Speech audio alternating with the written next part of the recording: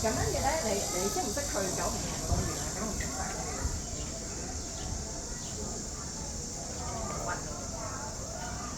哦，咁你就繼續去嗰個方向啦。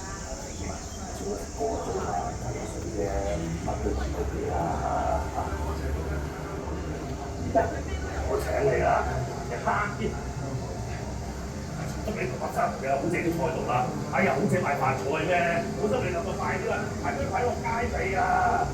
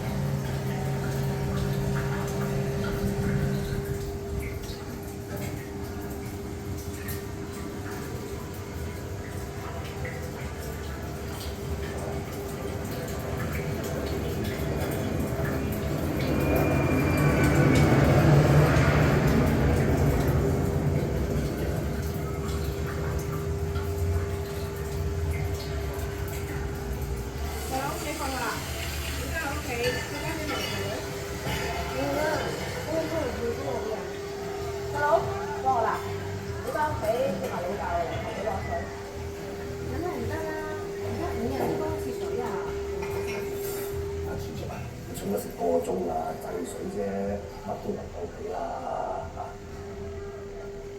嚇！我請你啦，你慳啲。祝你同學生嘅好姐啲菜度啦。哎呀，好姐賣飯菜咩？好心你兩個快啲啦，快啲快落街尾啦！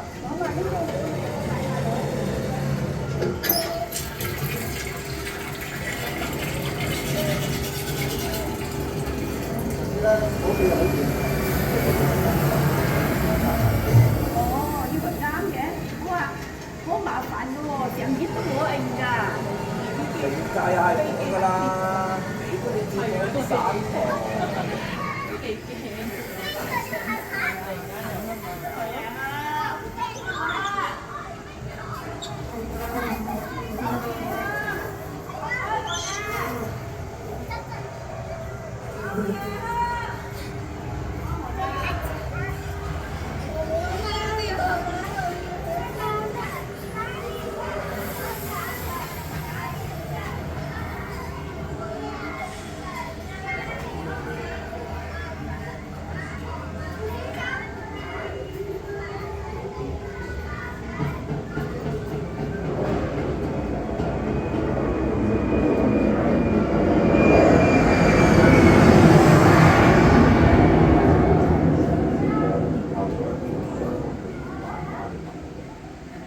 有某啲場景係聽令到個成績者嘅成績，但係佢嘅成績都係攞世界啲場啊，或者叫做我望去就堆砌到揾一個嘅小小差別嘅地方。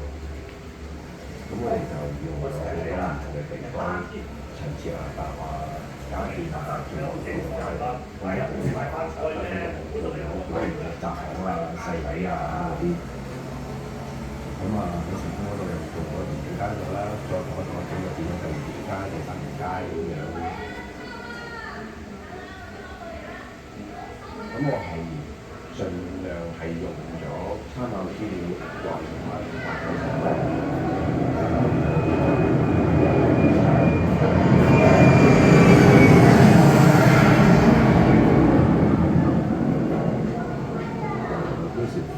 即係可以做到動作機位打鬥，咁我哋就如果就傾完可唔可以係做一個義務景點，做咗10幾年，咁就喺個廠裏邊配合戲嘅出現不停轉變山海啊，從天台跌落去中間樓層再跌落地下，嗰啲劇本又可能可以做埋地下嘅唔同嘅街道。